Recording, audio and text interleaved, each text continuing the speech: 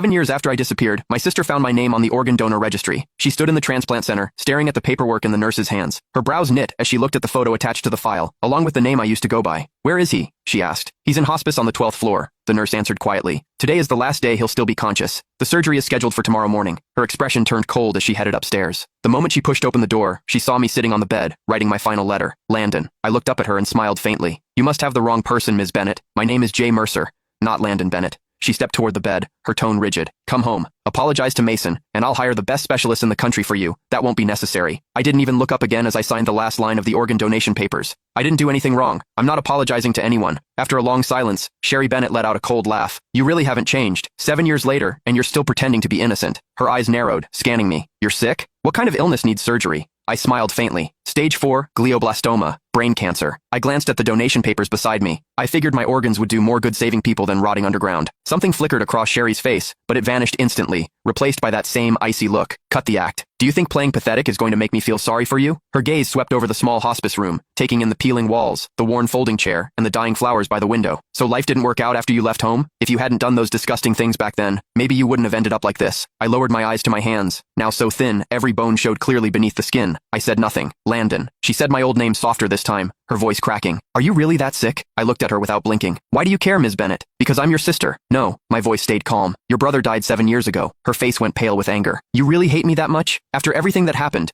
Are you seriously pretending you weren't the one who enough?" I cut her off. "You didn't come here to dig up the past. Say what you actually came to say." She opened her mouth, then hesitated, completely speechless. I gave a soft laugh. "Let me guess. Mason needs a new liver, doesn't he?" Sherry didn't answer. She didn't have to. The way her eyes avoided mine told me everything. I leaned back against the hospital bed, laughing under my breath. "So, that's it. After 7 years, he finally remembered he had an older brother. Today, you came here to ask for my liver?" "Not ask," she corrected sharply. "It's your duty. You agreed to donate before, and Mason needs you again now. He's your brother." I stared at her, amused by how ridiculous she sounded. "Sherry, when you kicked me out 7 years ago, why didn't you remember I was his brother then?" "That was your own fault," she snapped. "If you hadn't done those horrible things to Mason, if you hadn't framed him, I never would have kicked you out." Her voice shook with fury. "You're still lying. Still acting innocent. You think disappearing for 7 years erased what you did?" I slowly closed my eyes as numbness spread through my chest. Even now, she never doubted him. To her, I was always the villain. "Please leave. I need to rest." She grabbed my shoulder hard enough to hurt. "Listen carefully. Mason needs your liver." I opened my eyes, looking at her calmly. "Then he can wait for someone else. My organs are already promised to strangers." Her whole body shook with anger. "How can you be so heartless? Mason saved my life back then.